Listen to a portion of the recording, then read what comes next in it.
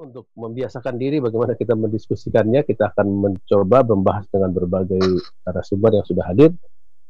Hampir semua adalah teman lama saya. Yang pertama adalah Lady First, Ibu Eni, Dr. Eni Srihartati adalah ekonom senior dari Indef, yang baru saja lengser kemarin sebagai direktur eksekutif, sekarang menjadi ekonom senior sana. Selamat pagi Mbak Eni. Pagi Mas Ican, Assalamualaikum. Waalaikumsalam.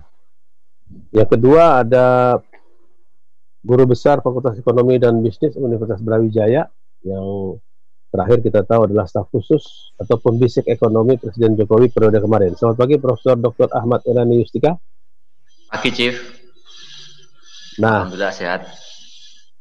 Kita sedang menunggu apakah sudah bergabung Pak Andi Rahmat, anggota DPR RI yang 10 tahun di sana dan membidangi masalah ekonomi dan keuangan, ya Pak Andi Rahmat, yang sekarang menjadi pelaku usaha. Last but not least, ini teman berantem saya sejak puluhan tahun lalu, Pak Kavi Kurnia, yang sudah hadir juga. Nampaknya wajahnya tidak berubah sejak kita berkawan sekitar 20 tahun lalu. Selamat pagi Pak Kavi. Oke, Pak Kavi sudah nyaut di Jakarta Pak Kavi ya. Halo, suara Pak Kavi putus-putus. Ya, selamat pagi. Oke, baik.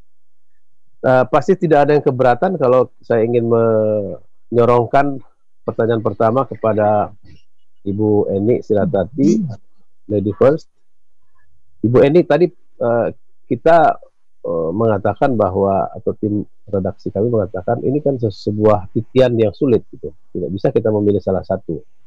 Dan nampaknya untuk sementara ini pemerintah masih melakukan upaya-upaya untuk yang bersifat tidak biasa itu pada penanganan COVID. Sementara untuk mengurusi ekonomi dan bisnis masih biasa, bahkan mungkin kita tidak terlalu melihat yang signifikan. Tapi pandangan Anda sebagai ekonom bagaimana, Dr. Eni? Ya Mas Ican dan juga semua narasumber dan semua pendengar Smart FM. Jadi pandemi ini memang peristiwa yang luar biasa.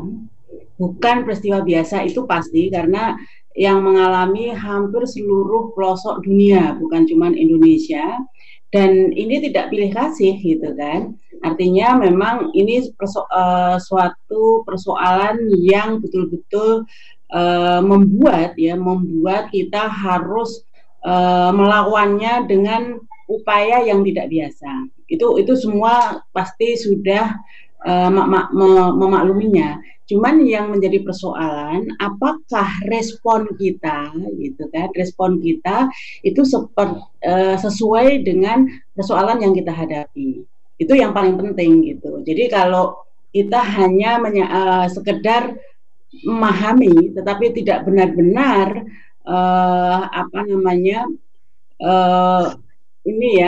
melakukan respon yang betul-betul sepadan dengan persoalan yang kita hadapi, maka kita hanya berbolak-balik mempolemikan sesuatu yang absurd. Artinya absurd itu hanya berdebat, ini persoalan kita kebingungan gitu. Artinya kebingungan, ini mana yang harus kita kerjakan, apakah ngurus kesehatan dulu, ekonomi dulu, atau menyelamatkan ekonomi dulu, atau apa gitu. Jadi hanya sibuk di tataran itu. Nah, sementara sekali lagi problem yang kita hadapi real, bukan sekedar lagi persoalan-persoalan yang hanya sekedar isu atau hanya sekedar wacana dan sebagainya. Nah, oleh karenanya sebenarnya yang paling utama sekarang kita kembali pada satu titik, persoalan yang kita hadapi apa sih? Yang kita hadapi pandemi. Nah, maka tidak ada jalan lain kecuali bagaimana kita benar-benar menyelesaikan persoalan pandemi ini terlebih dahulu. Nah, bahwa dalam menyelesaikan pandemi ini punya implikasi tadi ya, kita harus melakukan berbagai macam protokol COVID dan sebagainya, itu tidak perlu diperdebatkan. Kalau kita yakin memang harus kita selesaikan adalah pandemi. Nah, sehingga upaya-upaya kita itu akan jauh lebih terstruktur dan efektif. Efektif dalam arti apa? Efektif dalam arti menyelesaikan persoalan utamanya dulu sekaligus sekaligus menyelesaikan efek dari untuk penyelesaian utama tadi. Ibu Eni, ada dua pertanyaan saya terkait itu. Pertama, kita sudah kehilangan waktu 3 bulan lebih. Jadi artinya kalau kita kemarin-kemarin itu melakukan banyak hal yang sangat tegas, tentu sekarang barangkali berbeda. Kemarin-kemarin kan kita isi 1-2 bulan itu dengan berdebat di publik tentang apa yang harus dilakukan, apakah herd immunity, apakah lockdown, apakah dan segala macam. Sehingga kita perang diksi, bahkan yang muncul akhirnya hari ini pun juru bicara Satgas mengatakan soal new normal yang harus diartikan sebagai ini itu, dan saya kira akhirnya debat kata. Nah, kehilangan waktu membuat daya tahan masyarakat juga menurun, termasuk daya tahan pemerintah. Dan hari-hari belakangan ini kalau saya tanya ke orang-orang di bawah yang bekerja di sektor yang harian, mereka bilang, udahlah Pak, kami memilih keluar saja, karena toh di dalam rumah sudah pasti kami akan perlahan-lahan juga tidak berdaya. Keluar kami masih bisa bertempur, kalau kami kuat kami tidak akan terkena, atau kalau terkena pun kami bertahan, tetapi kami sudah pasti akan bisa menyongsong rezeki, kira-kira begitu. Nah, ini kan dua hal yang barangkali makin membuat situasi sulit. Jadi kalau kita anggap harus menangani satu soal saja, soal COVID saja, bagaimana caranya ekonomi masyarakat tidak berputar? Kira-kira begitu dilemanya, Dr. Eni. Enggak. Jadi bukan seperti itu. Justru karena kita berlarut-larut itu, kita memang harus segera menghentikan polemik itu, ya.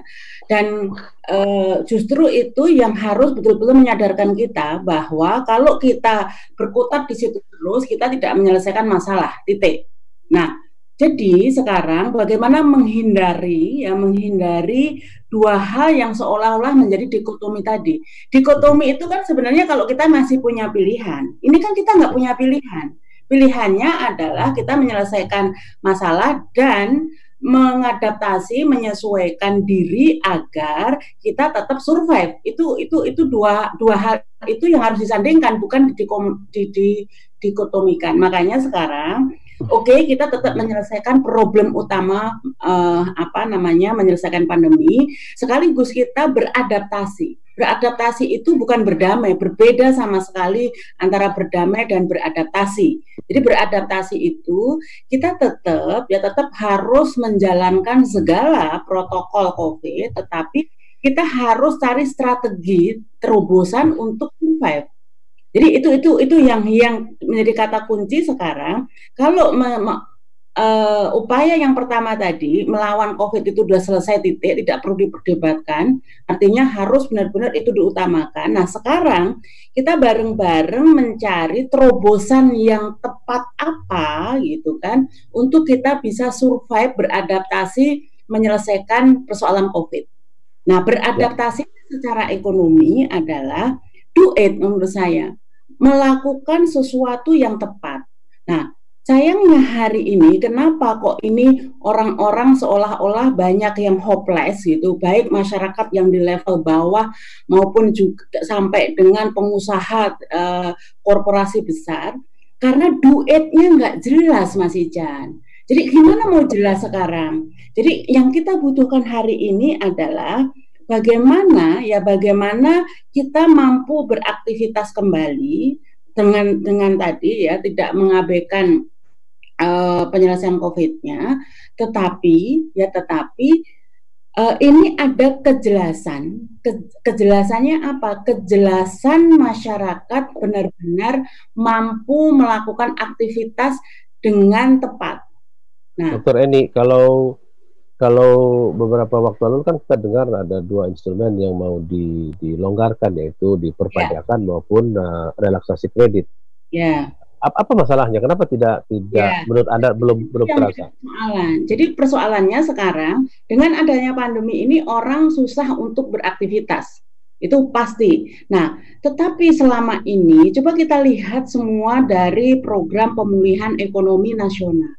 Dari mulai awal itu salah satu yang menyebabkan kita bingung ini solusinya seolah-olah hanya tertumpu kepada sektor keuangan. Seolah-olah dengan orang berhenti beraktivitas dan segala macam, ini mudah katanya dengan diguyuri gitu kan, dengan mereka berusaha mengguyuri dari sisi likuiditas, itu persoalan akan selesai. Mereka lupa bahwa apa yang menyebabkan terganggunya likuiditas, terganggunya aktivitas itu. Nah, berbeda ketika kita menghadapi krisis ekonomi, krisis keuangan yang lebih dulu datang dulu. Itu memang orang nggak bisa beraktivitas karena nggak ada likuiditas.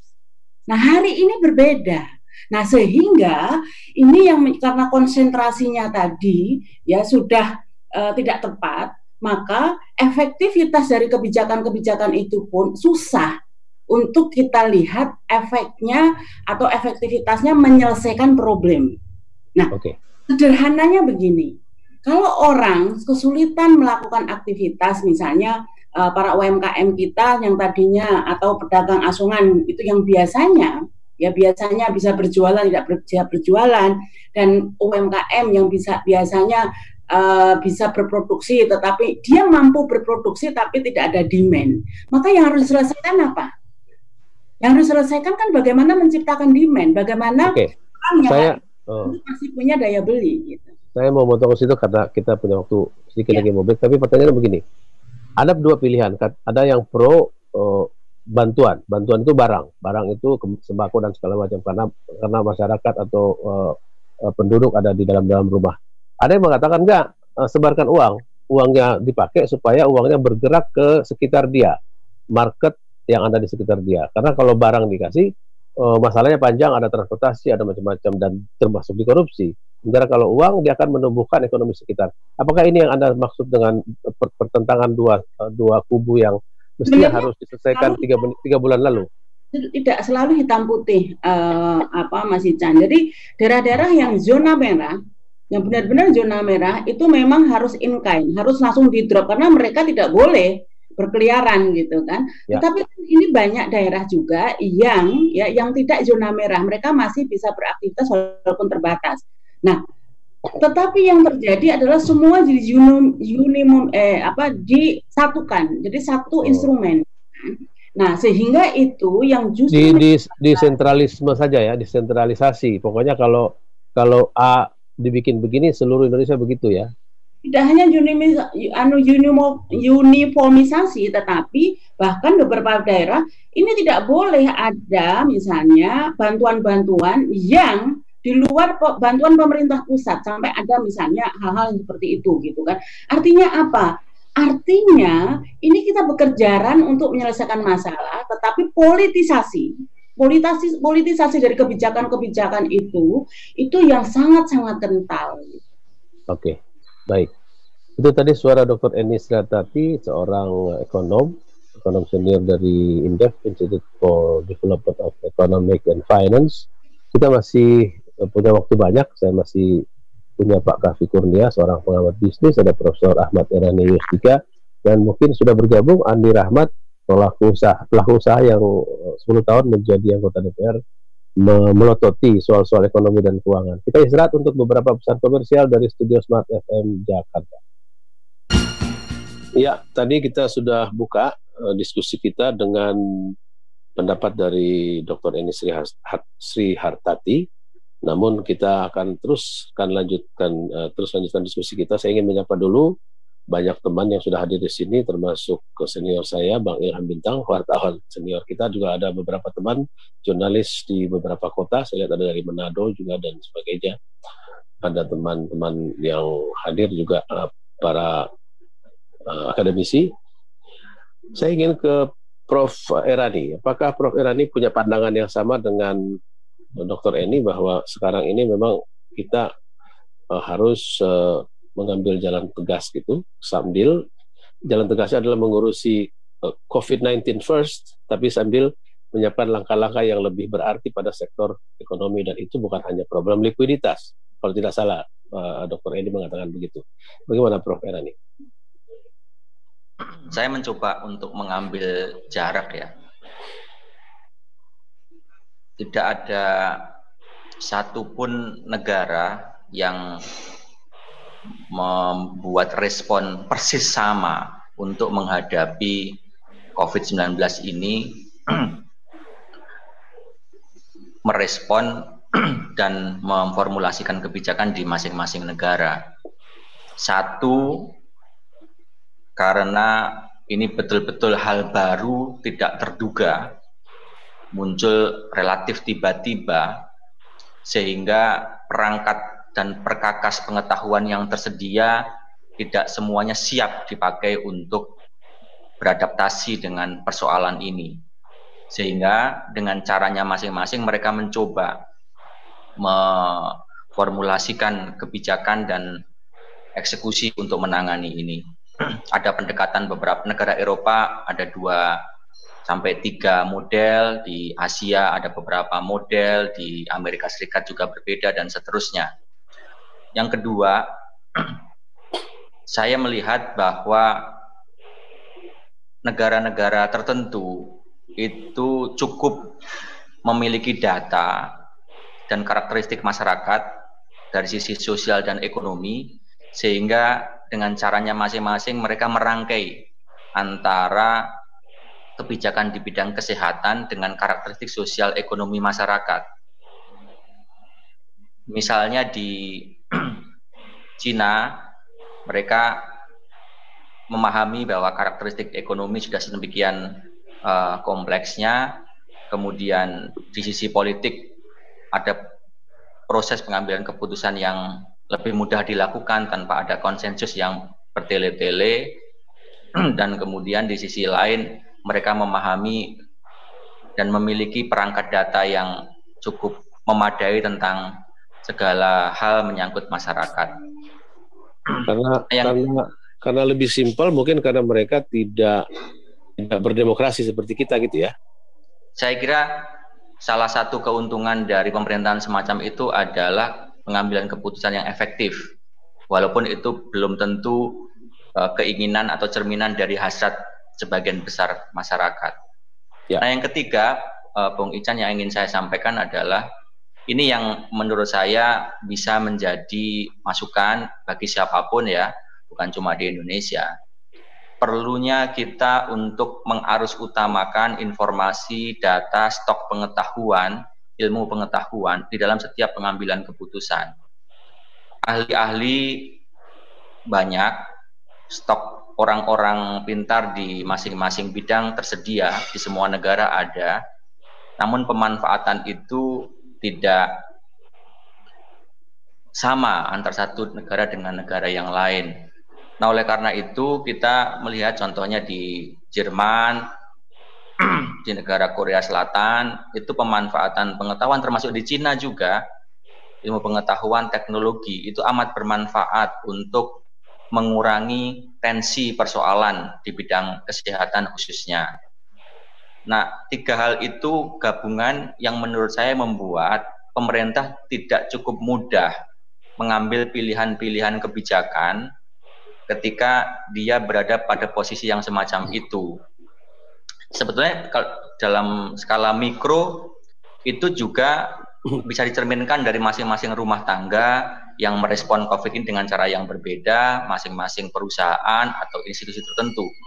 Kampus pun sampai hari ini juga sebagian masih meraba bagaimana cara mereka untuk menyikapi pembelajaran pada saat ini, ketika karakteristik mahasiswa antara mahasiswa di Jakarta, katakanlah di UI, dengan kampus-kampus yang lain di daerah yang memiliki perbedaan-perbedaan karakteristik sosial ekonomi masing-masing mahasiswa, sebaran wilayah.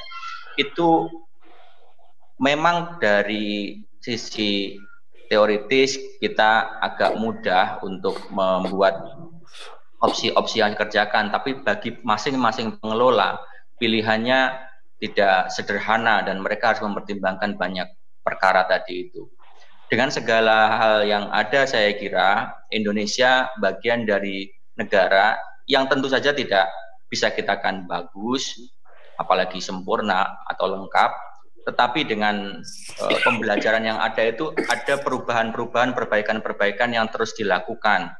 Dan saya kira dilihat dari banyak aspek, kita bukanlah negara yang buruk bila dibandingkan dengan negara-negara yang lain dalam kasus COVID-19 ini. Prof. Kalau saya Irani, melihat, ya, Prof. Irani, tapi ada yang mengatakan bahwa responnya terlalu biasa gitu, terlalu normal. Padahal sekarang tidak normal gitu ya. Iya. Jadi gini, dari sisi kesehatan ya, dari sisi kesehatan ada sekian banyak kebijakan dan instrumen yang dibangun oleh pemerintah untuk memastikan agar ketersediaan alat-alat, kemudian bekalan bagi masyarakat seperti masker, hand sanitizer dan seterusnya itu kan dikerjakan sejak masa pertama-tama.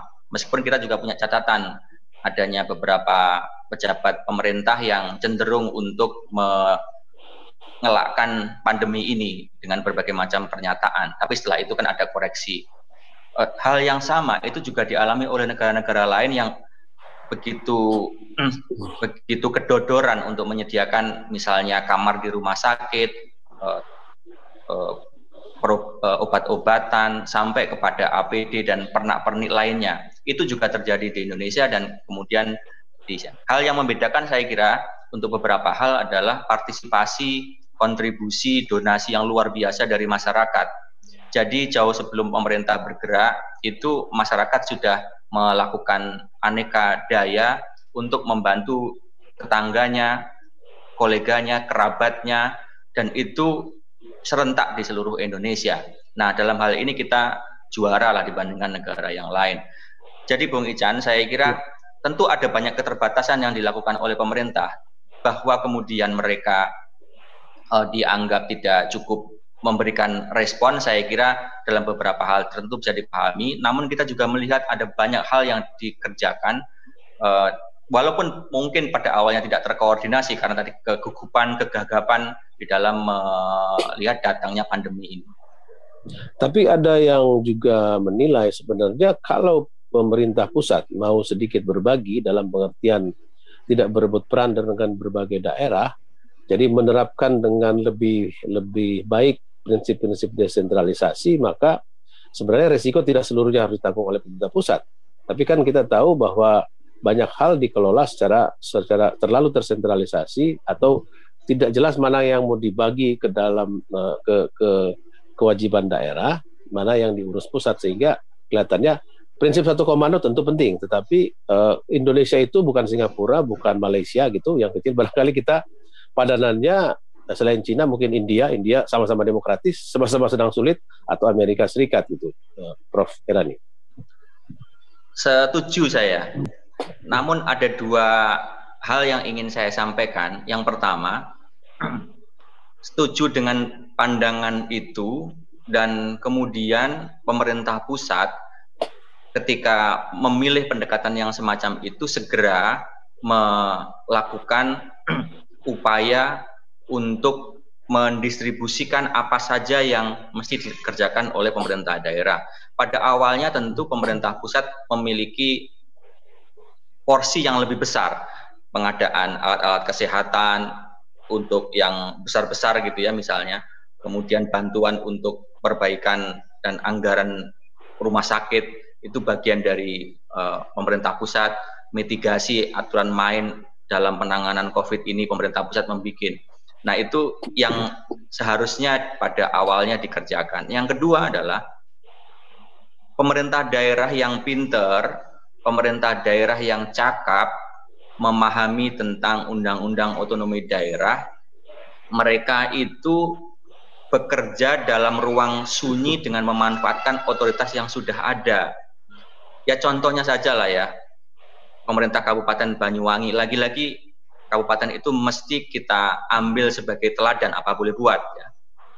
Begitu ada COVID semacam itu, data segera dia lakukan, dia koleksi. Nah, tidak sulit buat dia untuk Azwar Anas, bupatinya, untuk melakukan ini karena sudah investasi sistem informasi dan data ini lama sampai di desa-desa. Nah, dari situ kemudian dia membuat dan menghidupkan rumah-rumah di desa sebagai rumah singgah bagi mereka yang dari kota ingin kembali ke Kabupaten Banyuwangi. Sampai pelayanan ini, itu, dan seterusnya yang kemarin ditinjau oleh Presiden. Nah, ruang-ruang otonomi yang sudah dimiliki tadi banyak yang tidak dihidupkan, tidak digunakan oleh pemerintah daerah. Jadi lebih banyak menunggu gitu ya? Ya, jadi maksud saya begini, Bung Ican.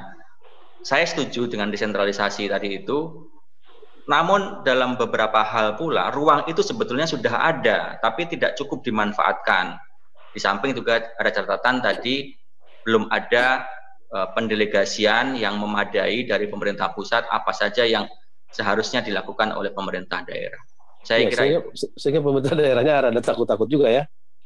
Ya, kalau menyangkut anggaran saya kira sih boleh saja mereka takut-takut mengenai hal itu. Tetapi kalau di luar soal itu kan mereka sudah memiliki ruang yang sangat besar, dan contoh beberapa kabupaten seperti yang saya sebutkan, salah satu Banyuwangi itu menjadi teladan bahwa itu bisa dikerjakan dan ruang itu ada. Oke, baik. Saya menyimpan Pak Kavi untuk sesi berikutnya. Untuk sesi ini saya ingin tutup dengan Ibu Eni 2 menit. Apakah benar kita tidak ada uang? Itu kan yang sering kita dengar. Kita itu pemerintah, maksudnya. Ya, yang pasti begini Mas Ican. Pemerintah itu kan punya dana yang selama ini selalu tersimpan di antaranya ya, di antaranya kas negara itu kan di perbankan. Kita bisa lihat neraca yang selalu update oleh Bank Indonesia dari bulan ke bulan. Di sana ada yang namanya tagihan Bank Indonesia atau perbankan terhadap pemerintah, atau sebaliknya kewajiban terhadap pemerintah. Nah, yang pasti uang pemerintah masih surplus. Artinya antara tagihan dan kewajiban yang harus dibayarkan oleh perbankan kepada pemerintah masih lebih besar kewajiban yang akan dibayarkan. Artinya apa? Uangnya ada. Nah, cuman ada itu kan memang pasti Menteri Keuangan kan punya kalkulasi berapa kebutuhan sampai di end semua pembiayaan sampai 1 tahun, dan pasti juga diperhitungkan dengan apa yang mau masuk, yang akan masuk, artinya penerimaan negara yang akan masuk. Nah, oleh karenanya itu maka ini yang membuat kalau kita lihat berbagai macam case ini kan hampir seluruh kementerian penyerapannya sangat-sangat terbatas. Nah, nggak mungkin, apakah mungkin secara rasional, apakah mungkin semua KL itu nggak bisa bekerja? Kan? Nah, artinya apa? Memang juga ada problem dalam hal kecepatan pencairan anggaran. Oke. Nah, teknis ya. Itu yang selalu disimpulkan oleh DPR sehari ini, bahwa kita kekurangan likuiditas. Nah, sehingga setengah memaksa gitu, kalau nggak boleh memaksa, harus segera digelontorkan likuiditas, termasuk menyuruh Bank Indonesia untuk beli di. Nah, persoalannya sekarang likuiditas bisa jadi memang kita kurang dengan adanya prediksi shortfall penerimaan yang cukup besar. Nah, tetapi problem bahwa pemerintah tidak bisa refocusing dan juga menyalurkan anggaran yang tepat itu ide. Oke. Kan itu terjadi sebelum pandemi pun gitu kan. Tahun-tahun kita mengalami problem itu. Ya, apalagi masing-masing sektor dijaga oleh partai politik ya, kementeriannya ya, dan di parlemen ada fraksi-fraksi yang juga menguasai komisi-komisi. Oke, kita istirahat dulu. Pastikan Anda masih dalam perspektif Indonesia yang merupakan kerjasama antara Populi Center, Smart FM Network, dan didukung oleh The Match, Senayan, Jakarta. Kita istirahat dulu. Ya, tadi sudah kita potret situasi makronya bersama Dr. Eni Srihartati dan Profesor Dr. Ahmad Irani Yustika, 2 ekonom yang sudah membantu kita membuat potret besar. Sekarang saya mau bicara dengan yang terlibat di dalamnya, artinya orang yang mengamati dari dekat pelaku usaha. Dan sebagaimana kita tahu, nyawa daripada pebisnis itu ada 7 atau 8, lebih dari kucing. Pokoknya situasi sulit pun seringkali dilihat pasti ada peluangnya. Nah, ahli yang membaca peluang itu sudah bersama kita, Pak Kavi Kurnia, MBA, kawan lama saya. Selamat pagi, Pak Kavi. Selamat pagi. Ya. Oke, Pak Kavi tadi kita sudah lihat gambaran, dan pasti Anda sudah juga mendengarkan di sana sini kiri kanan teman-teman apa yang sesungguhnya dirasakan oleh para pelaku usaha. Apakah sama seperti yang saya katakan tadi, belum cukup respon, dan banyak yang sekarang ini lagi pusing, terutama pengusaha-pengusaha level menengah ke bawah gitu, menengah dan bawah, yang katakanlah yang punya karyawan 50, 100 yang pusing mau diapain nih, karyawannya mau dilepas, kesian, tidak dilepas mereka sendiri juga kelagapan. Ya, kalau kita lihat dalam 3-4 bulan terakhir ini, ya, yang saya melihat ada dua sebenarnya yang menarik ya. Jadi kalau kita lihat dari setelah Perang Dunia Kedua dan kita lihat negara-negara yang survive setelah Perang Dunia Kedua, ya, menurut saya yang kita butuhkan sekarang itu adalah kearifan lokal. Kearifan lokal, dan salah satu kearifan lokal Indonesia yang mungkin luar biasa adalah gotong royong. Jadi kalau ekonomi kita saat ini itu banyak sekali gotong royong. Jadi kalau Anda lihat di Instagram ada tiga bisnis yang semua orang rame-rame online karena persis seperti tahun 1998 bikin tenda biru, semua orang bikin tenda biru. Nah ini, iya kan, benar kan? Termasuk wartawan bikin tenda biru dulu, bahkan ya. Iya. Nah sekarang kalau di Instagram itu ada 3 bisnis sebenarnya yang sedang rame luar biasa. Pertama adalah kopi literan. Karena gampang banget bikin kopi literan gitu loh. Yang kedua adalah bakmi frozen dan makanan yang lainnya. Tapi 2 ini yang paling menonjol dan banyak teman saya yang dulunya aktivis intelektual sekarang jualan pempek dan enak juga Pak Kavi. Nah, kan yang menjadi masalah adalah ini kan kearifan lokal gotong royong ya. Waktu pertama kali mereka jualan ya, kebanyakan dari teman-temannya merasa nggak enak deh, kita beli aja deh gitu loh kan temen gitu. Jadi banyak orang beli gitu loh. Tapi kan belum tentu semuanya enak gitu loh. Sekali beli, 2 beli, tapi kan nggak beli terus-terusan gitu.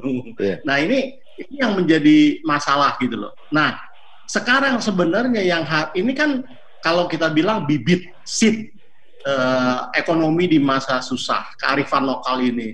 Nah mungkin yang harus dilakukan pemerintah adalah bagaimana caranya untuk memanfaatkan seed bibit yang berasal dari kearifan lokal ini untuk menjadi empowerment ekonomi on the next quantum leap gitu loh. Itu mungkin salah satu diantaranya adalah itu. Nah salah satu diantaranya yang sangat menarik adalah kasus misalnya kalau kita lihat di Jepang itu ada satu orang yang membuat ide gitu loh, dapur bersama ya. Jadi mereka memfasilitasi karena banyak kafe dan restoran besar yang tutup gitu loh. Itu dijadikan dapur bersama sehingga perusahaan-perusahaan yang kecil itu menitipkan produknya di sana dan menggunakan dapur bersama. Nah, saya dengar dan itu gotong royong ya. Dan itu gotong royong ya Pak Kavi ya. Betul. Dan saya melihat dan mendengar bahwa katanya Gojek itu juga membuat proyek yang serupa. Mereka menamakannya Cloud Kitchen. Jadi Cloud Kitchen gitu loh. Di mana satu tempat kemudian pengusaha-pengusaha itu tanpa harus membuka kitchen, tanpa harus punya modal besar, itu bisa menitipkan produknya di sana. Dan nanti Gojek atau GoFood itu menyediakan jasa pemesanan, jasa pengiriman, dan dapurnya di-share. Saya pikir kegiatan-kegiatan ini yang melibatkan kearifan lokal mungkin bisa kita manfaatkan di seluruh Indonesia. Nah, yang sangat menarik adalah kita adalah negara yang sangat Bhinneka Tunggal Ika. Jadi kearifan lokal kita itu sangat banyak sekali dan itu juga sebenarnya yang menyebabkan sulit karena budayanya beda, kearifannya beda-beda sehingga tiap daerah punya ciri khas tertentu. Tapi kalau menurut saya kunci terbesarnya adalah kearifan lokal. Oke. Apakah di kalangan pengusaha sendiri melihat perlunya pemerintah ikut memberi semacam bisa stimulus, bisa kelonggaran, bisa treatment baru, karena kan ini kalau Pak Kavi bikin warung bukannya waktu lagi aman, lagi situasi biasa, kan sekarang bikin bisnis situasinya lagi seperti ini, orang susah keluar dan segala macam. Nah, apakah dengan demikian treatmentnya juga harus baru kan pemerintah, bahwa entrepreneurship itu atau kewirausahaan itu tumbuh kapanpun juga dengan atau tanpa pemerintah. Namun kan lebih baik kalau pemerintah ikut, sehingga sebagian beban pemerintah untuk mengurusi orang-orang yang katakanlah unemployment, yang kena layoff segala macam, itu bisa diambil alih oleh sektor masyarakat yang kata Pak Kavi tadi punya keragaman usaha, karena kita beragam dan juga gotong royong itu jadi semacam share ekonomi itu terjadi gitu ya. Kalau sharing. Kalau Mas Ican, kalau pengusaha besar mungkin akan mengemis, ya. Pemerintah bantuin nih, kalau nggak bantuin buah PHK nih. Jadi pemerintah kan takut kalau nggak nolongin pengusaha-pengusaha besar kan. Mengemis apa mengemis apa mengancam, atau mengemis sambil mengancam? Iya, separuh mengemis 50% mungkin.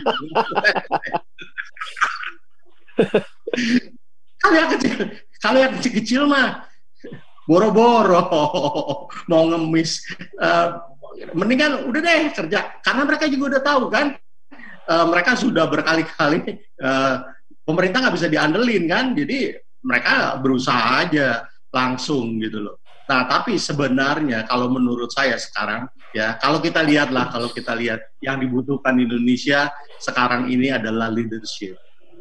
Ya, kalau Anda lihat misalnya apa yang terjadi di New York itu, Andrew Cuomo itu tiap malam keluar dan berbicara di TV mungkin lebih dari sejam, kadang-kadang sampai 2 jam, menjelaskan secara gamblang situasi terkini, dan itu tiap hari loh, tiap hari sampai situasi disurut gitu loh. Kalau menurut saya ya Pak Kavi, di dekat kita kan kita pernah lihat berkala Perdana Menteri Lee Hsien Loong dari Singapura dan juga Muhyiddin Yassin juga sesekali berbicara begitu ya. Itu yang Anda maksud? Iyalah, kalau menurut saya sih Jokowi sekali-kali nongol lah. Kalau nggak tiap hari kayak Andrew Cuomo, mungkin seminggu sekali atau seminggu 2 kali. Ya kan kalau rakyat nggak ngeliat ini pemimpin gue mana, komandan gue kagak ada, pada kabur semua.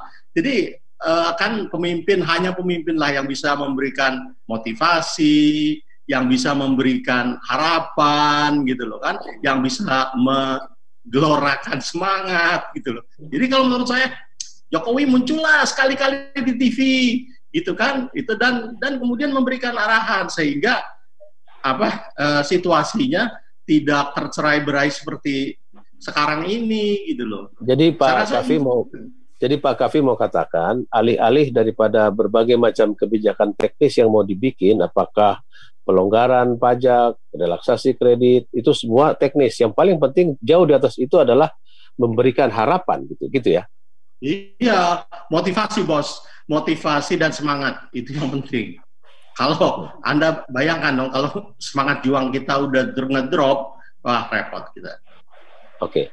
Nah, sekarang kalau kita lihat apa yang Pak Kavi sebut tadi, beberapa bisnis yang sudah mulai dijalankan oleh masyarakat. Tetapi bisa dikasih kisi-kisi nggak? Sektor apa saja masih bertahan? Yang besar-besar misalnya, saya lihat logistik masih ada gitu ya, terus mungkin jenis-jenis bisnis yang terkait dengan daring, online bisnis masih ada. Apalagi Pak Kavi? Kalau bisnis sih yang paling besar itu adalah jasa. Jasa tuh masih benar-benar hidup gitu loh. Jadi kalau misalnya contoh lah ya, jasa misalnya gunting rambut. Kalau dulu kita ke salon, sekarang tukang gunting rambutnya kan ke rumah kita datang gitu loh, gunting rambut. Jasa masih tetap hidup. Yang kedua adalah makanan dan minuman. Karena makanan dan minuman biar bagaimanapun susahnya orang tetap masih makan dan minum. Nah, cuman ini yang harus disiasati bagaimana pengembangannya. Nih sebagai contoh. Misalnya nih di Bali itu banyak makanan-makanan dan mereka berusaha untuk mencari pasar baru di Jakarta karena pariwisata di Bali mati. Jadi mereka mencoba. Tapi mengirim makanan dari Bali ke Jakarta itu susahnya sangat luar biasa. Karena karantina, dokumen, dan seterusnya itu luar biasa susahnya. Sehingga teman saya mengeluh, Padahal kalau kita lihat biayanya itu adalah 70.000 ditambah per kilo, 70.000 per kilo plus dokumen yang sangat rumit plus sekitar biaya tambahan untuk pengiriman, apakah itu dengan Gojek, apakah itu dengan Grab, ya. Jadi biayanya sekitar segitu. Kalau tempat Anda lokasinya cukup jauh bisa 40.000 sehingga sekilonya bisa 110.000. Tapi kemarin teman saya di Singapura itu mengatakan sangat menarik sekali bahwa ada restoran Padang di Jakarta itu sudah berhasil mengirim makanan Padang ke Singapura, bukan ke kota di Indonesia loh, ke Singapura. Ya, itu harganya 200.000 loh sekali kirim. Satu paket. Tapi Anda harus beli minimal 5 barang, 5 makanan gitu loh, sehingga ini. Tapi dengan harga 200.000 dan diantar sampai ke depan rumah ke Singapura, beberapa teman saya mengatakan oke lah, agak mahal, tapi mereka bisa makan masakan Padang yang otentik gitu loh dengan 200.000. Langsung dari Jakarta, bukan masakan Padangnya di Orchard gitu ya? Bukan di Jakarta. Jadi kalau menurut saya pemerintah harus ngelihat inilah gitu loh. Jadi kalau mereka merasa bahwa mereka out of touch ya, bikinlah detektif gitu loh. Kirim detektif untuk menyelidiki hal-hal ini yang ada di masyarakat dan kemudian menjadikan ini bibit seed untuk menggelontorkan ekonomi kita di masa yang susah ini. Itu, Bos. Oke. Pak Paulus Suharto Gunawan ini kirim pesan apa yang harus dia lakukan atau dia beli dari tetangga gitu, kata Pak Paulus. Kan ada yang mengatakan, tadi saya bilang di depan juga atau berbicara dengan Bu Eni, kalau uang atau bantuan langsung tunai, maka uang itu akan beredar di sekitar penerima itu. Kalau sekarang kan lebih banyak bansosnya ini kalau untuk masyarakat di bawah yang kebanyakan itu. Ya, masalahnya adalah kejadian di beberapa wilayah itu yang saya dengar itu karena waktu pandemi pertama kali bergerak gitu loh, dan itu sudah dikasih bantuan nasi bungkus gitu loh. Akhirnya lama-kelamaan gitu loh, orang-orang pada nungguin nasi bungkus. Jadi ini kan sesuatu yang jelek juga gitu. Ya. Jadi lebih baik merapikan jalan bagi munculnya usahawan-usahawan baru gitu, Pak Kavi ya. Iya, jadi kalau menurut saya sih pemerintah harus melakukan empowerment dan leadership, menunjukkan leadership. Ini mungkin bantuan ekonomi bisa kedua ya, tapi yang pertama kali adalah mungkin yang dia butuhkan adalah, yang kita butuhkan semua adalah leadership. Dan itu sebenarnya tidak membutuhkan biaya banyak ya. Betul. Oke. Terima kasih. Itu tadi suara Pak Kavi Kurnia. Ini adalah pengamat bisnis yang kita kenal sejak tahun 90-an dan pastikan Anda masih dalam perspektif Indonesia. Narasumber saya belum hadir, lagi kita coba ini Pak Andi Rahmat, tapi sudah berbicara tadi bersama kita adalah Dr. Eni Srihartati, ekonom senior dari Indef, dan juga ada Guru besar Universitas Brawijaya, Fakultas Ekonomi dan Bisnis, Profesor Dr. Ahmad Irani Yustika, dan barusan yang selesai bicara adalah Pak Kavi Kurnia. Kita masih punya banyak waktu dalam perspektif Indonesia yang membahas tentang menggairahkan ekonomi. Bagaimana menggairahkan ekonomi dan bisnis. Sebab tentu saja masalah COVID-19 ini kita tidak tahu kapan berakhir. Seluruh negara pusing, bukan hanya kita, dan kali ini memang sulitnya adalah kita tidak bisa melakukan studi banding. Kita mau studi di mana yang bisa hanya kita membanding-bandingkan. Karena kalau kita lihat di berbagai jaringan media, itu ya hampir tidak ada kategori negara maju dan tidak maju. Karena semua sama-sama pusingnya. Baik, kita akan melanjutkan lagi diskusi kita dalam perspektif Indonesia nanti setelah kita mengikuti berita-berita, rangkuman berita dari jaringan Radio Smart FM, dan pastikan Anda masih dalam acara yang berlangsung tiap Sabtu. Kita belum bisa pergi ke venue yang biasa kita lakukan di The Match Senayan Jakarta. Kita masih siaran dari rumah lewat jaringan Zoom meeting. Kita istirahat dulu untuk beberapa berita dari jaringan radio Smart FM. Kita kembali lagi dalam perspektif Indonesia dan ada sedikit masalah tadi secara teknis. Setelah sudah berbicara Bu Eni, Pak Erani dan Pak Kavi, saya ingin menanyakan sedikit mendaulat satu dua teman di sini sebelum nanti kita lanjut dengan narasumber kita lagi. Di sini ada Prof. Tirta Mursitama, seorang guru besar dalam hubungan internasional, barangkali juga bisa membantu kita memahami apa yang terjadi. Pak Tirta. Halo Pak Tirta. Ya. Kita mau daulat sedikit Pak Tirta. Ya, apakah situasi yang kita hadapi ini juga dihadapi di banyak negara lain, Pak Tirta? Ya, mohon maaf ya, gabung ini walaupun tidak sampai diri. Tentu. Makanya kita dengar ya Bang ya, suaranya? Ya, bisa. Ya. Kita melihat situasinya terjadi di beberapa negara, dan kalau kita lihat memang mungkin nanti Prof. Erani atau Mbak ini bisa sampaikan bahwa misal di negara Inggris misalnya, itu memang pemerintahannya mengeluarkan stimulus untuk pengeluaran government expenditure ya yang lebih besar gitu. Dan mungkin itu satu-satunya jalan seperti ada New Deal gitu ya, zaman Roosevelt di tahun 1920-an di Amerika.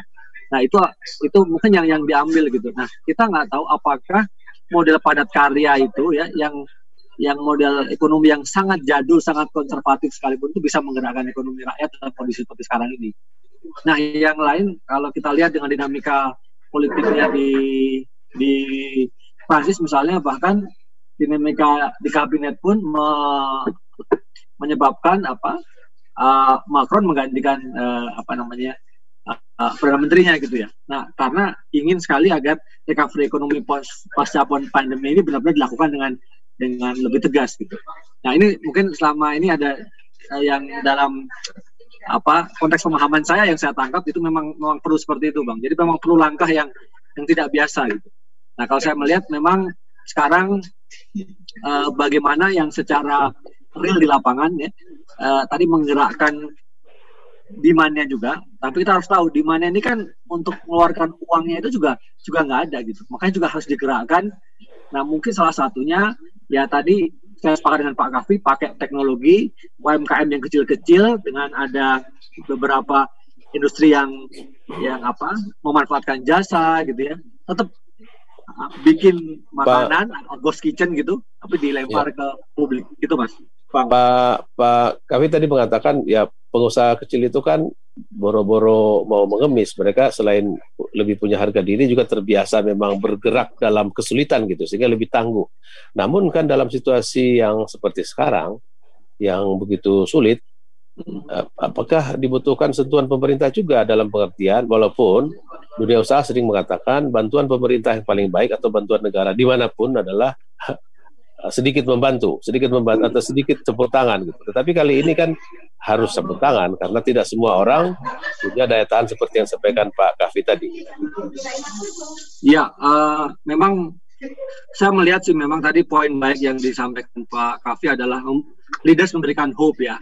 Saya kira di beberapa kesempatan Presiden Jokowi sudah memberikan itu, tapi memang mungkin frekuensi ya atau hal-hal yang sifatnya lebih ke rakyat gitu ya. Kan beberapa beliau berikan sinyal investasi gitu ya, jalan kemana gitu. Nah, yang kedua saya bilang begini, kita sudah cukup pengalaman berpuluh-puluh tahun ini, kita sudah cukup memahami logika pemerintah siapapun itu, bahwa memang tangan pemerintah itu tidak terlalu banyak bercampur pada kehidupan masyarakat. Jadi maksud saya, udahlah, ya sekarang memang rakyatnya harus siap hidup tanpa pemerintah gitu. Artinya dalam pemerintah konteks kita tidak perlu mengemis gitu ya. Nah, jadi menggerakkan tadi semangat kegotong royongan, kearifan lokal, ya, itu ada. Minimal pemerintah tidak mempersulit lah. UMKM misalnya mau jualan di e-commerce gitu ya, nah gimana caranya dibukain jalan gitu. Mungkin hal-hal yang simpel gitu Bang, karena memang saya melihat tidak ada nih terobosan yang seperti apa, karena UMKM pun juga kan nggak siap juga kondisi sekarang. mau jualan bakso dapat dari mana, apa suplai dagingnya gitu ya. Terus habis itu mau dijual seperti apa kalau dia tidak bisa mengemasnya, bikin packagingnya, kemudian dia menjualnya di marketplace, itu akan sangat terkalahkan dengan perusahaan-perusahaan besar gitu ya. Saya melihat mungkin langkah-langkah konkret dan sekitar kita apa yang bisa kita lakukan ya mungkin itu sih. Oke. Itu tadi Profesor Tirta Mursitama dari Universitas Bina Nusantara atau BINUS. Saya mau daulat lagi, mudah-mudahan tidak marah jurnalis senior Pak Ilham Bintang. Halo Pak Ilham. Bang Ilham. Bang Ilham Bintang. Halo. Oke, Pak Ilham belum ada. Oke. Kembali ke Prof. Erani. Prof. Erani, memang dunia usaha itu seringkali begini, menghadapi sosok negara atau pemerintah atau aparatnya itu bukannya sedang, malah aduh apalagi nih. Nah sekarang ini bahasa tubuh, tadi Pak Kavi menyebutnya sebagai leadership akan mewarnai postur pemerintah dalam mendekati sektor ekonomi, baik itu ekonomi yang luas maupun bisnis, itu kan belum terlihat siapa sebenarnya komandannya. Kalau dalam penanganan soal COVID, tadi Ibu Eni mengatakan penanganan COVID first, itulah yang paling utama. Itu kan kita punya Satgas. Nah, apakah memang treatment pemerintah yang extraordinary juga dibutuhkan dalam pengertian kan situasinya sulit gitu, dan hari ini orang mulai takut kembali karena lonjakan yang terkena di mana-mana, sehingga mungkin pelonggaran kembali di beberapa tempat mungkin akan disempitkan lagi nih, Prof. Ya, saya tidak berpretensi untuk ini ya menyampaikan dari sisi pemerintah karena udah nyaris setahun nih udah nggak di situ. Tapi yang ingin saya sampaikan adalah pemerintah sudah mencoba, kalau kita mengamati, membuat sebuah struktur dan otoritas yang bisa menangani pandemi ini dari sisi kesehatan. Kemudian sebentar lagi akan keluar sebuah aturan main di bidang ekonomi. Saya baru mendengarnya saja ini. Mungkin tidak dalam waktu yang tidak terlalu lama lagi. Maupun nanti beberapa hal yang dibutuhkan. Saya rasa itu respon yang juga dilakukan oleh Pak SBY ketika pertama kali menjadi presiden pada Oktober tahun 2004, yang kemudian pada tanggal 26 Desember tahun 2004 itu ada musibah besar tsunami Aceh. Ya. Kemudian dibentuk BRR. Nah, dalam beberapa hal saya kira Satgas yang dibentuk yang diketuai oleh Pak Doni itu respon yang kurang lebih sama lah ya dengan yang dilakukan negara lain maupun perbandingan dengan tahun 2004 di Aceh. Nah, itulah yang dikerjakan oleh pemerintah dengan segala kelemahan maupun kelebihannya. Yang kedua, saya merasa bahwa di dalam penanganan ini kelebihan yang dimiliki oleh Indonesia, tadi Pak Kavi sudah sempat menyinggung dan sudah saya sampaikan di awal, masyarakat memberikan subsidi yang besar dalam bentuk kesukarelawanan yang luar biasa. Itu modal sosial kita yang besar ya? Yang besar. Nah, yang ingin saya sampaikan adalah mestinya itu yang segera digandeng dengan sistematis oleh pemerintah. Jadi energi masyarakat yang besar tadi itu dalam bentuk kerumunan yang dalam tanda kutip tidak terorganisir itu dimasukkan di dalam skema pemulihan pandemi ini yang dimiliki oleh pemerintah tadi itu.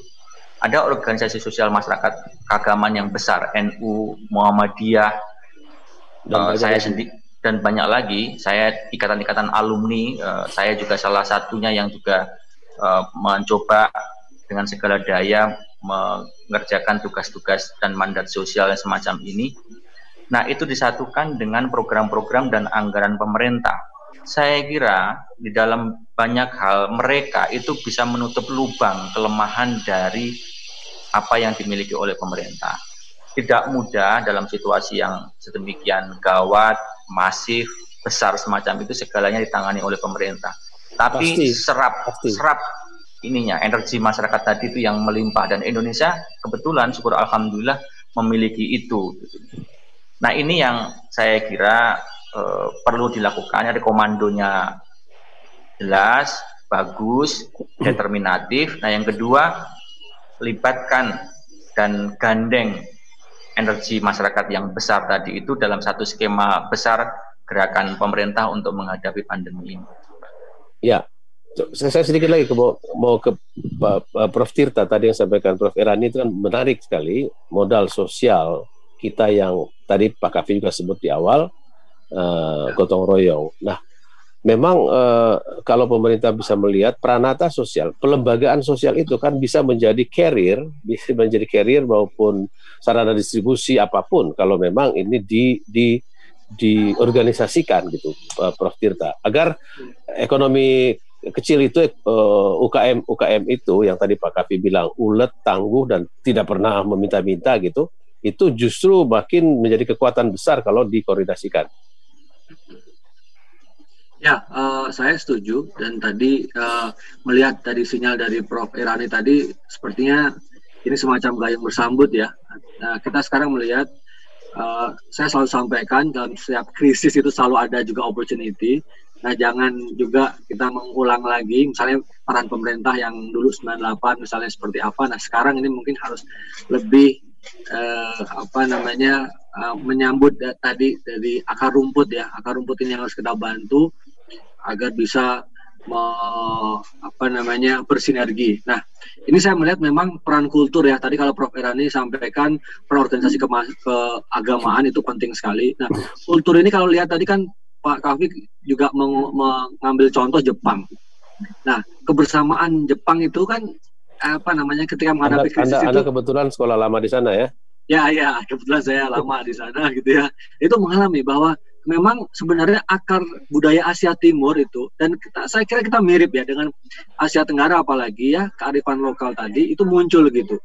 Semua menghadapi situasi yang sama ketika bukan hanya sekelompok orang saja yang sedang susah ya. Ketika ini susah bersama-sama tentu bisa. Nah, ini mungkin real leader di level masyarakat ya. Saya kira kan dulu di awal-awal COVID-19 ini tumbuh juga sudah mulai banyak nih beberapa kelompok-kelompok masyarakat. Nah, mungkin momentumnya kita hidupkan lagi. Apalagi ini kan kita melihat tadi Bang Ican sampaikan ada 2 minggu pertama ya, kita agak lepas, PSBB-nya agak dilepaskan sedikit, ternyata juga menimbulkan dinamika yang seperti ini. Jadi saya mendorong, mari para leader-leader di level-level yang di akar rumput, apa yang bisa dilakukan, lakukan, dan nanti kita lihat kalau sinyalnya Prof. Irani itu akan segera muncul ya, kita dorong bagaimana sinergi antara koordinasi antar lembaga dan juga lembaga-lembaga keagamaan. Ayolah step up gitu ya. Kan tidak perlu menunggu ada orkestrasi dari pemerintah ya. Jadi ketua-ketua keagamaan itu kontribusi saja. Ini kan buat bangsa Indonesia. Oke. Itu mungkin sedikit observasi saya. Oke. Baik, kita istirahat lagi. Kita masih punya 2 sesi. Pastikan Anda masih dalam perspektif Indonesia bersama saya Ican Lemba. Ada tadi yang selesai bicara narasumber dadakan saya Profesor Tirta Musitama yang sudah bersama sejak pagi, Dr. Eni Srihartati, Profesor Ahmad Irani Yustika, Guru Besar Universitas Brawijaya, dan pengamat bisnis Kavi Kurnia. Kita istirahat lagi. Ya, tadi saya mendaulat narasumber dadakan Profesor Tirta Musitama. Saya juga ingin mendaulat narasumber dadakan saya untuk 1-2 menit komentar pendek. Seorang jurnalis senior, Ilham Bintang. Pak Ilham Bintang ini juga kebetulan juga pelaku usaha. Saya minta komentarnya atas berbagai hal yang sudah diulas oleh Pak Kavi, Pak Irani, dan juga Ibu Eni tadi, Pak Ilham. Terima kasih Bung Ican. Selamat pagi semua Bapak-Bapak dan Ibu-Ibu, para senior. Bung Kavi, kawan saya lama sekali nggak ketemu ini. Saya ada catatan dari penjelasan Bung Kavi tadi bahwa Presiden tidak pernah muncul dalam situasi chaos pandemi ini. Catatan saya justru Presiden sering sekali tampil. Masalahnya yang tampilnya itu tidak dalam konteks lebih pada masalah pandemi, tapi pada curhat beliau, Bung Kavi. curhat tentang tidak didukung oleh para pembantunya gitu. Bahkan curhat itu sudah 2 kali disampaikan dengan nada marah gitu. Itu satu hal. Hal lain, saya setuju bahwa memang sektor informal itu tidak perlu bantuan. Saya ingat tahun 98 ya, Bung Kavi ya. Itu yang menyelamatkan ekonomi Indonesia itu ya sektor informal yang tadi Anda sebut tenda-tenda biru itu. Pada waktu itu saya menerbitkan tabloid yang menurut ukuran banyak ahli itu nggak mungkin lah bisa menghidupkan lagi tabloid pada waktu itu. Karena Kompas saja beberapa penerbit raksasa itu menutup dia punya tabloid, tapi saya bisa survive sampai 20 tahun lebih.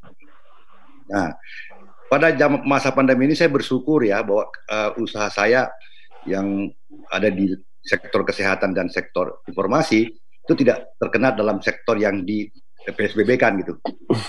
Sehingga kalau semua film itu harus berhenti, sinetron berhenti, justru pekerjaan anak-anak yang membuat program hiburan di televisi itu justru tidak, Bung Ican. Kenapa? Karena jangan berhenti Bang, kalau berhenti nanti kami di rumah nonton apa? Ya berhenti karena karakter infotainment itu memang kalau sakit pun dia beritakan sakit, ada dia beritakan orangnya pakai masker, dia pakai masker juga. Beda dengan sinetron yang harus menampilkan adegan yang berbeda dengan kenyataan yang ada gitu. Nah, begitu juga di sektor kesehatan gitu. Ya tadi sektor kesehatan itu saya punya ada klinik 6 di Jakarta, 1 di Medan itu, alhamdulillah itu jalan, anak-anak saya yang jalanin, dan saya juga cukup terharu dan merasa bangga karena ternyata waktu bulan Maret sampai April itu dia mengalami penurunan sampai 60%. Tapi kemarin laporannya dia, Bung Kavi, sudah mendapatkan perbaikan itu menjadi 65% ya, artinya omsetnya gitu. Pulih, sudah mulai pulih gitu. Sudah mulai pulih, dari 80% dia tahan 80%, 65 kan tinggal sedikit sebenarnya. Nah, sektor lain yang saya perhatikan, saya ini mengamati sejak lockdown itu sektor namanya produk-produk masyarakat itu marak betul. Tadi disampaikan bahwa ada dari Singapura ke Jakarta, dari Jakarta ke Singapura. Anda tahu nggak, kemarin saya baru pesan namanya mangga alpukat itu dari Banyuwangi, 1 hari nyampe. Alhamdulillah. Alhamdulillah. Alhamdulillah. Dan ternyata kemudian itu juga saya harus antri karena peminatnya banyak sekali gitu. Nah, begitu pun dengan durian ucok di Medan. Ternyata 1 hari juga nyampe. Satu lagi Bang, jangan lupa durian dari kampungnya Pak Erani, durian Montong Palu. Montong Palu, itu yang suka ngirimin saya itu ini malah dari Miswar, Montong Palu. Itu luar biasa. Dan mereka nyampe semua 1 hari. Jadi ada hikmahnya bahwa ternyata muncullah kemudian yang disebut tadi kearifan lokal itu produk-produk lokal yang selama ini jauh dari publikasi media-media mainstream gitu. Ternyata muncul merek-merek. Saya dikirimin keripik Sanjay ya dari Sumatera Barat. Jadi saya banyak mengkonsumsi produk-produk Jadi kebinekaan yang disampaikan Pak Kavi itu muncul ya. Kulinernya luar biasa kaya gitu. Nah, soal kopi tadi, itu betul, kopi literan itu. Anak saya juga punya kafe, namanya Kula. Ya, sebut merek ya, Bang Icang ya. Gak apa-apa. Itu saling membantu, kita saling membantu. Saya kaget waktu dia bikin paket hampers itu yang 1 literan itu literan. Iya. Ya. Saya pikir ini bisa laku nggak sih dalam kondisi begini. Ternyata beberapa orang komplain ke saya, bagaimana sih botolnya sampai habis? Saya tegur anak saya, kenapa? Ya memang tadinya kita pikir cuma sedikit nih yang peminatnya gitu. Peminatnya beli botolnya pun sedikit, dan botol itu sudah nggak ada di Tokopedia gitu. Akhirnya kemudian dia belilah botol lain dan itu jalan terus, Bung Ican. Jadi bahkan lebih bagus dia punya omset dibandingkan waktu zaman normal gitu. Jadi ada selalu kebahagiaan dalam kesulitan itu loh. Oke. Saya setuju bahwa pemerintah nggak usah cawe-cawe lagi ngurusin sektor informal ini, nanti bikin birokrasi lagi dan akhirnya hancur lagi tuh urusan.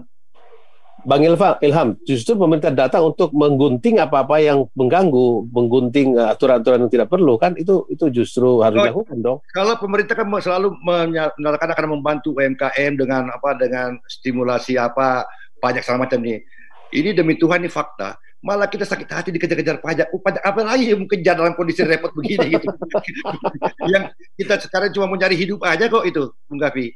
Nah, ini yang saya juga heran, dan tapi terkonfirmasi bahwa ternyata apa yang diucapkan oleh Presiden pada awal-awal itu yang menggembirakan, ternyata diralat sendiri oleh beliau dengan mengatakan ternyata daya serap bantuan UMKM itu masih sedikit sekali, bahkan bansos saja pun yang untuk dimakan itu cuma baru terserap 1,58%.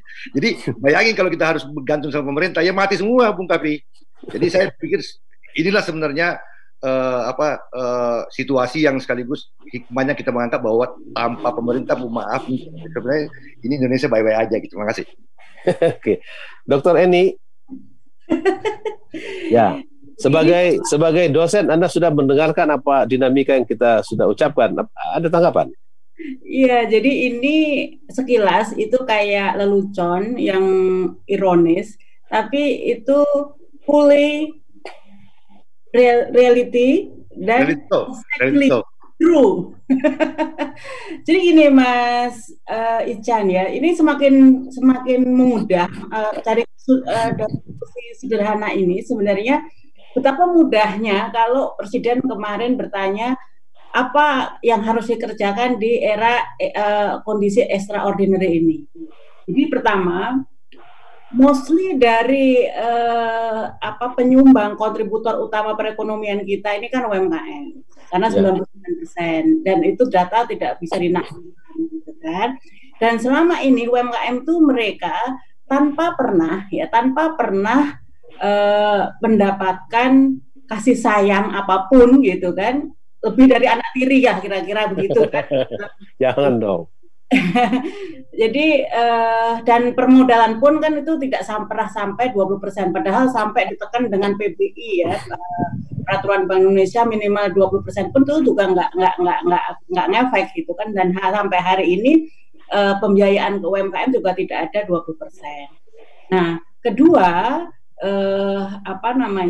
dan dalam upaya pemulihan ekonomi nasional itu tools pemerintah juga hanya dari sisi pembiayaan tadi, padahal selama ini pun mereka juga nggak bisa mengakses itu. Jadi apa yang mau dibantu gitu, dan apa yang bisa punya dampak menyelesaikan persoalan mereka.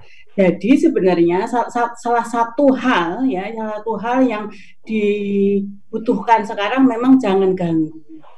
Jadi Oke, tidak perlu diberikan kasih sayang, tetapi jangan ditindas juga, gitu kan. Nah, sementara di sisi lain, ini kan pemerintah juga kalau kita mengibaratkan ya, ini dalam kondisi emergensi, katakanlah dalam kondisi perlu bantuan, misalnya seperti orang sakit itu butuh transfusi darah, gitu kan. Nah, darah yang cocok itu pasti daerah yang apakah itu anak kandung, apakah ini yang cocok gitu kan. Nah, kan anak kandung utama perekonomian itu UMKM.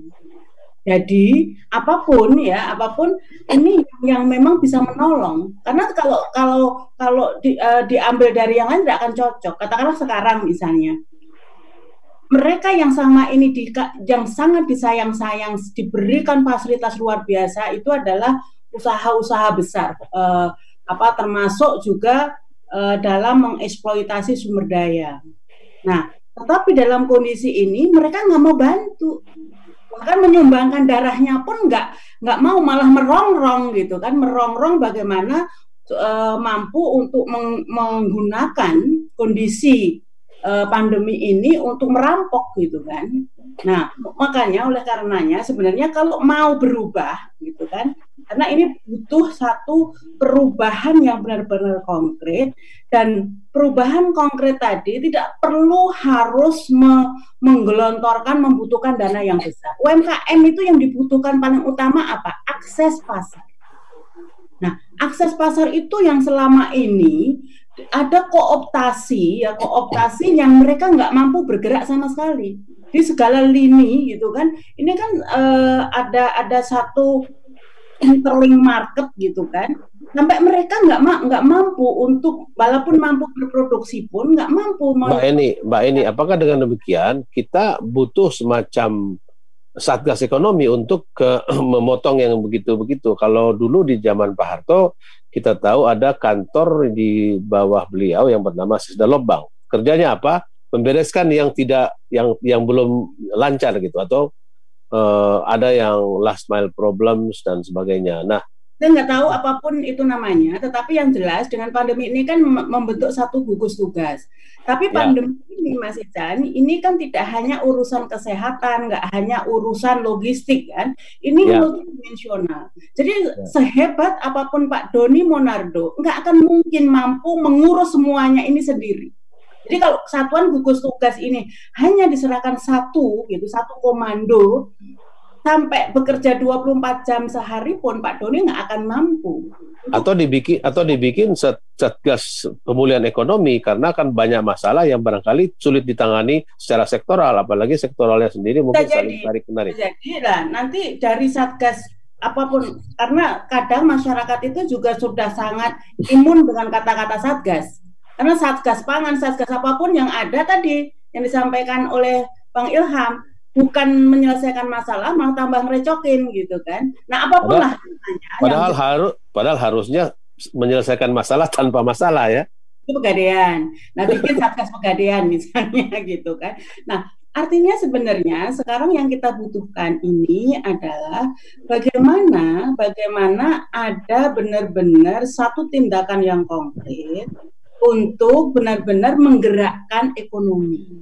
Gerakan ekonomi dari mana?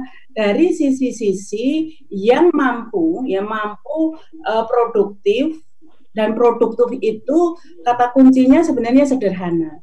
Produktif itu mampu untuk sebagai sumber penghasilan masyarakat dan mampu menghasilkan barang-barang yang benar-benar mampu memenuhi kebutuhan masyarakat. Terutama kan celah utama di masa pandemi ini kan kebutuhan-kebutuhan pokok.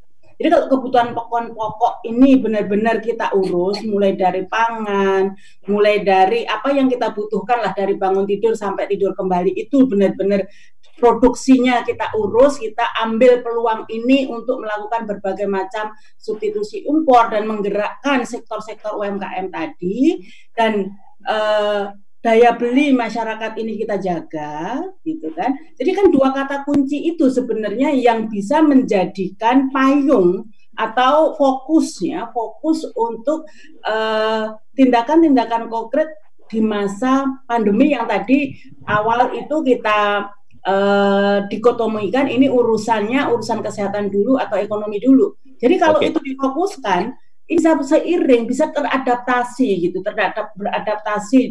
tetap menyelesaikan pandeminya, tapi beradaptasi juga fokus untuk kita bisa survive, menggerakkan ekonomi.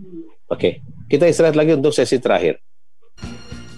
Ya, kita sampai di sesi terakhir dalam acara Perspektif Indonesia yang diselenggarakan atas kerjasama Populi Center, jaringan Radio Smart FM yang didukung oleh The Match, Senayan, Jakarta, tempat nongkrong yang barangkali kita akan segera datangi nanti kalau situasinya sudah lebih kondusif.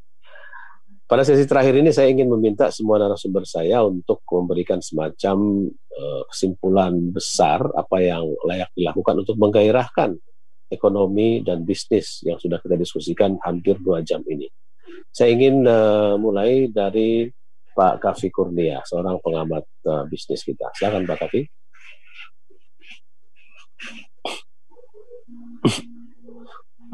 Mikrofonnya belum nyala Pak Kavi.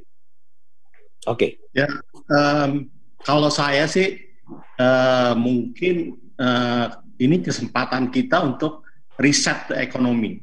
Jadi kalau kita lihat bahwa Indonesia udah merdeka 75 tahun gitu loh, dan mungkin ini adalah saatnya kita untuk riset ekonomi. Jadi kalau dalam keadaan yang susah seperti ini, yang harus dilakukan pemerintah adalah memobilisasi kapital. Jadi secara ekonomi gitu loh, kita harus memobilisasi kapital, karena kalau kita mau berusaha dan menggerakkan ekonomi, modalnya adalah kapital gitu loh. Dan saya teringat dengan apa yang dikatakan oleh Profesor Mubiarto, bahwa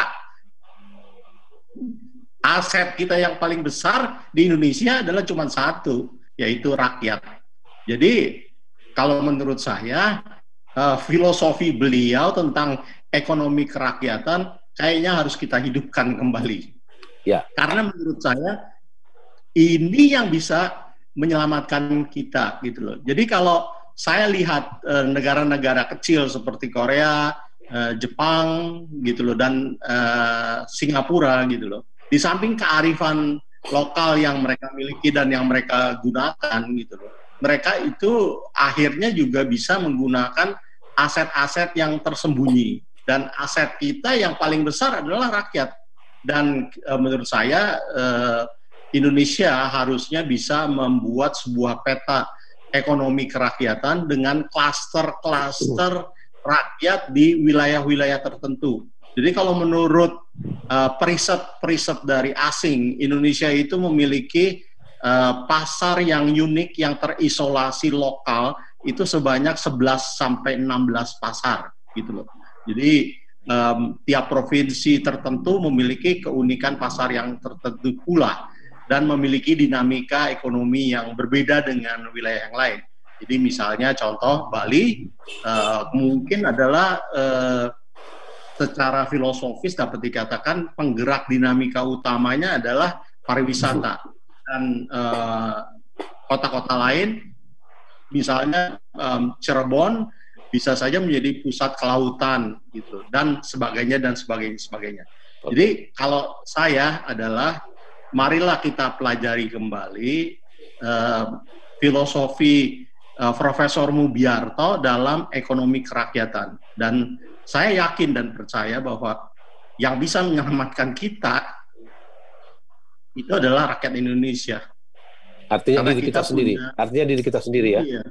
Baik. Kita punya 270 juta. Iya. 270 juta rakyat ya, yang menurut saya yang akan menjadi aset dan modal kita untuk meriset. Jadi kalau komputer hang, kita ribut, marilah kita ribut ekonomi Indonesia dengan memanfaatkan ekonomi kerakyatan ala Profesor Mubiarto. Baik, penutup yang dahsyat dari Pak Kavi. Saya mestinya harus ke Pak Erani sama Ibu Eni, tapi ini ada sedikit kecelakaan. Ternyata Pak Andi Rahmat tuh teleponnya tertinggal di suatu tempat dan sekarang baru bisa gabung. Saya ingin kasih waktu sekitar 3-4 menit Pak Andi Rahmat yang sudah berusaha untuk masuk kembali. Beliau sedang ada di Pekalongan, mungkin mengikuti anjuran Pak Kavi dan teman-teman untuk memasuki ruang ekonomi rakyat. Pak Andi Rahmat silakan, short comment. Kita mau di ujung. Mikrofonnya belum nyala. Oke. Ya, assalamualaikum. Selamat pagi, Pak. Ya, para pembicara, saya minta maaf. Ini handphone saya ketinggalan di Batang kemarin.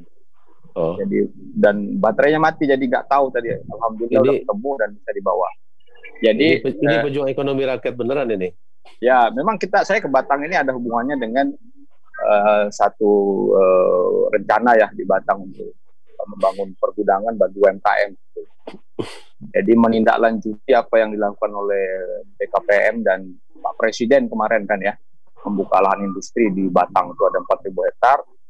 Saya dan beberapa teman-teman coba mengusulkan kepada pemerintah agar supaya pergudangan juga disediakan untuk UMKM, tetapi dengan menggunakan teknologi yang lebih tepat begitu ya. Nah, mengenai pemulihan ini, menurut saya ada 4 ya yang perlu, selain yang sudah disampaikan oleh Pak Kavi tadi, bahwa memang kita perlu menghidupkan ekonomi kerakyatan itu, CQ UMKM. Nah, yang masalah sekarang ini kan channeling-nya ya.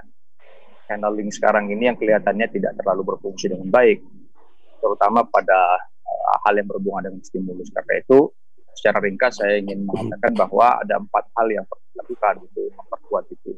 Yang pertama, saya kira dana desa mesti dikembalikan ya, kembali kepada fungsinya yang sebelumnya, karena setelah kita mengamati bahwa pengalokasian untuk penanganan COVID itu sebetulnya sudah cukup besar ya.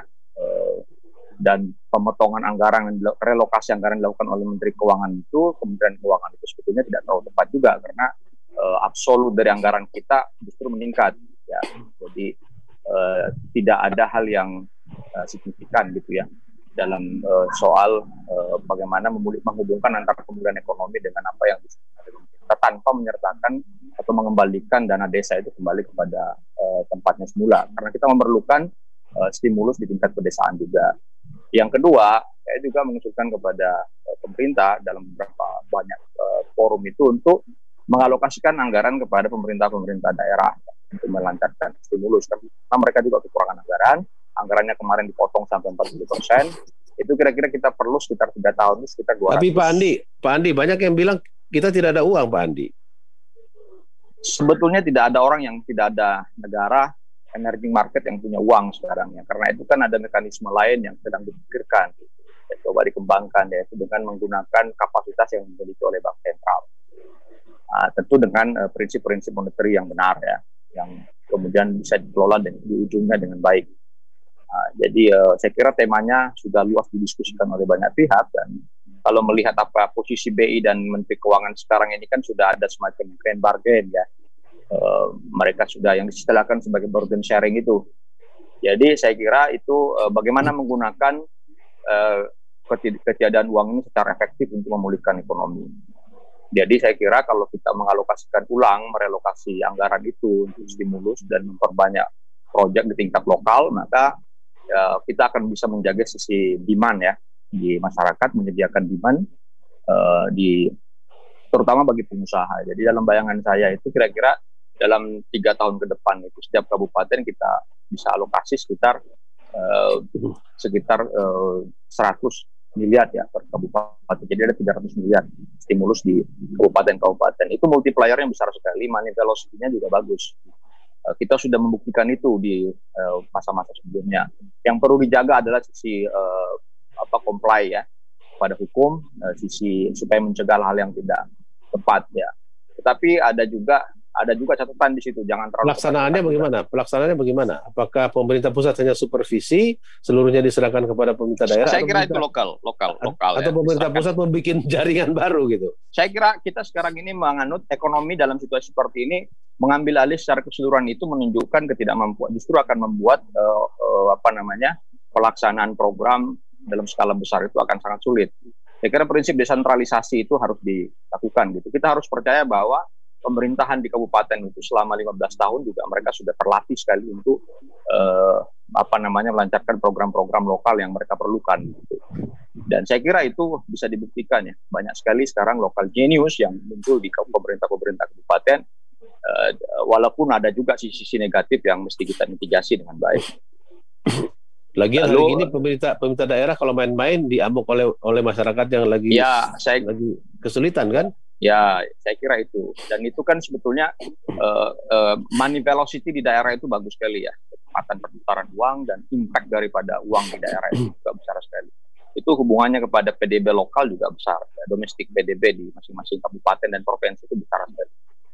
Lalu yang ketiga menurut saya itu memaksimalkan fungsi-fungsi lembaga keuangan yang dimiliki oleh pemerintah di luar perbankan. Ya.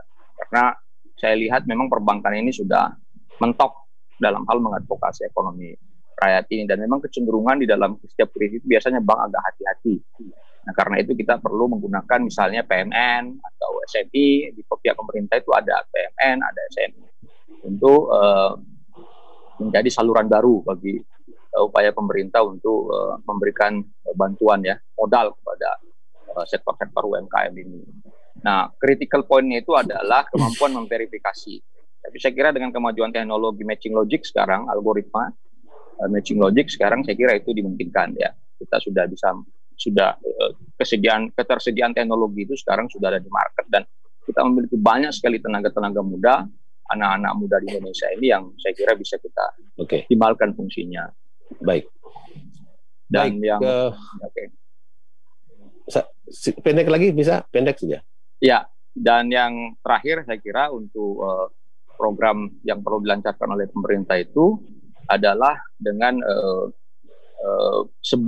semaksimal mungkin mempersiapkan infrastruktur untuk menerima berkah dari perubahan supply chain global ya. Saya mengapresiasi apa yang dilakukan oleh pemerintah dalam hal menyediakan infrastruktur yang dianggap kompetitif terhadap negara-negara lain untuk dalam rangka menampung relokasi dari banyak sekali industri supply ya, industri bahan baku ke dalam negeri gitu, ke Indonesia ini. Saya kira itu satu hal yang perlu kita lakukan. Baik. Terima kasih banyak Pak Andi. 1 menit untuk Prof. Irani, mohon maaf 1 menit buat Dr. Eni Sri Hartati. Baik, karena 1 menit 4 kata kunci saja di masa pasca pandemi ini. 1, digitalisasi tidak bisa ditampik, dia harus menjadi arus utama usaha ke depan. Yang kedua adalah spesialisasi, tidak ada lagi superhero corporate atau corporation, tidak ada usaha yang bisa konglomerasi gitu ya. Ya, yang melakukan semua hal, semua bidang. Ini masa di mana ekspektasi itu menjadi promotor dalam kegiatan ekonomi. Yang ketiga itu diversifikasi. Tadi Pak Kavi menyebut kopi literan. Itu bagian dari adaptasi yang dalam manajemen disebut diversifikasi. Dia spesialisasi di kopi, tapi diversifikasinya disesuaikan dengan keadaan. Kalau semula orang nongkrong ngopi di kafe, sekarang harus beli. Anak saya itu tiap berapa hari sekali beli yang kopi literan itu. Nah, yang semacam itu harus dilakukan terus-menerus pada semua bidang. Yang terakhir begini, kolaborasi. Ini bagian dari arus baru anak-anak muda dan juga mereka-mereka yang mendorong perubahan-perubahan di bidang usaha.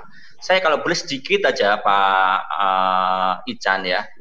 Datanya itu menunjukkan, ini untuk Jawa Barat, tapi saya kira juga terjadi di Indonesia, 47% UMKM itu berhenti beroperasi.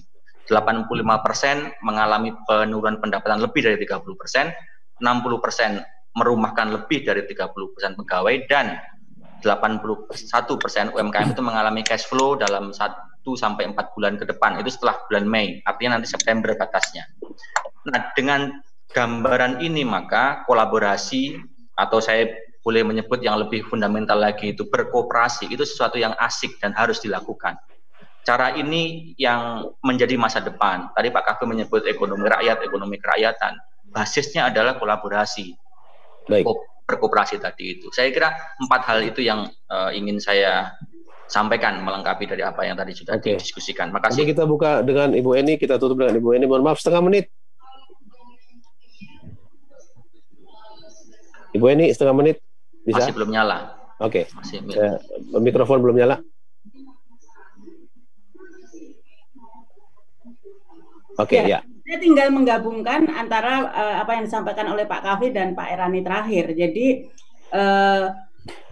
penopang utama kita 80% UMKM. UMKM selama ini tidak pernah cengeng, tidak pernah menghibah-hibah, tapi yang sekarang memang butuh pendampingan.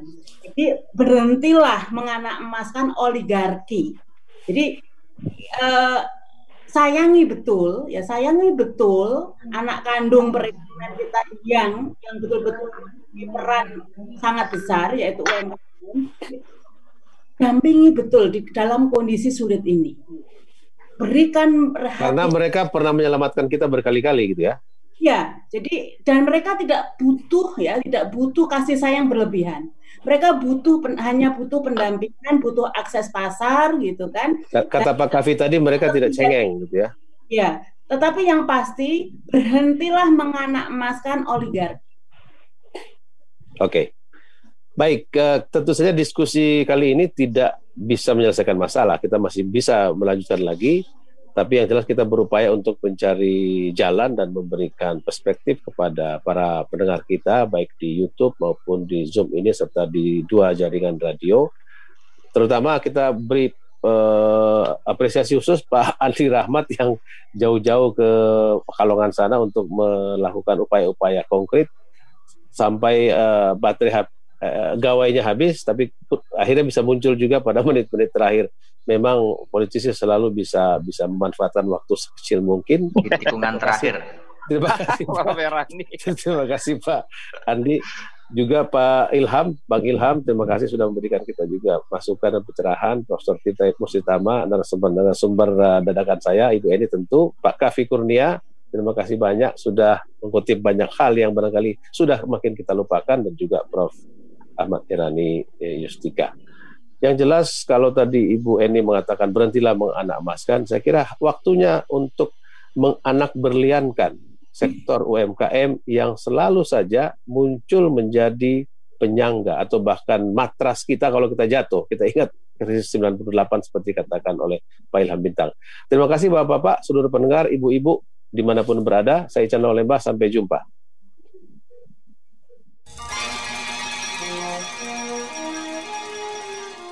Telah Anda simak Perspektif Indonesia.